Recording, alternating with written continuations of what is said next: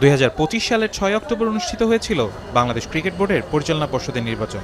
তবে সেই নির্বাচনকে ঘিরে শুরু থেকে ওঠে নানা অভিযোগ। কাউন্সিলর মনোনয়ন প্রক্রিয়া, ক্ষমতার অপব্যবহার সহ বিভিন্ন অনিয়মের অভিযোগ তোলেন তামিম ইকবাল সহ বেশ কয়েকজন ক্লাব সংগঠক।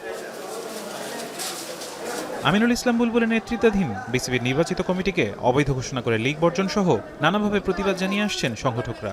গেল রোববার জাতীয় ক্রীড়া পরিষদ বরাবর আনুষ্ঠানিক অভিযোগ জানিয়ে তদন্ত কমিটি চেয়ে চিঠিও দেন তারা। চিজি আইসক্রিমের সাথে ভেলভেটি কেকের মিশ্রণে পোলার রেড ভেলভেট আইসক্রিম, মন ভালো থাক। এসব আমলে নিয়ে এবার সুপ্রিম কোর্টের সাবেক অবসরপ্রাপ্ত বিচারপতি একেএম আসাদুজ্জামানের নেতৃত্বে 5 সদস্যের একটি স্বাধীন তদন্ত কমিটি গঠন করেছে এনএসসি। অভিযোগগুলো যাচাই বাছাই শেষে 15 দিনের মধ্যে কমিটিকে প্রতিবেদন প্রকাশের নির্দেশনা দেওয়া হয়েছে।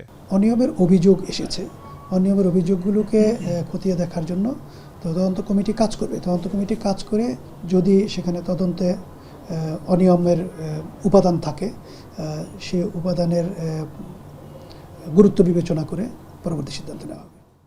প্রশ্ন উঠে বিসিবি নির্বাচিত কমিটি নিয়ে সরকারের এমন হস্তক্ষেপে আইসিসির পক্ষ থেকে কোনো নিষেধাজ্ঞা আসতে পারে কিনা।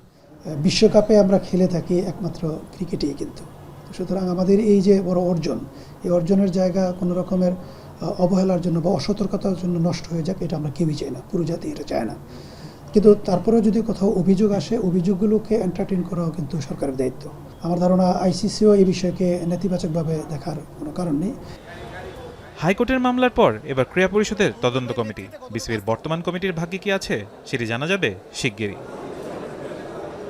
ফারহান ইহসান, এখন, ঢাকা।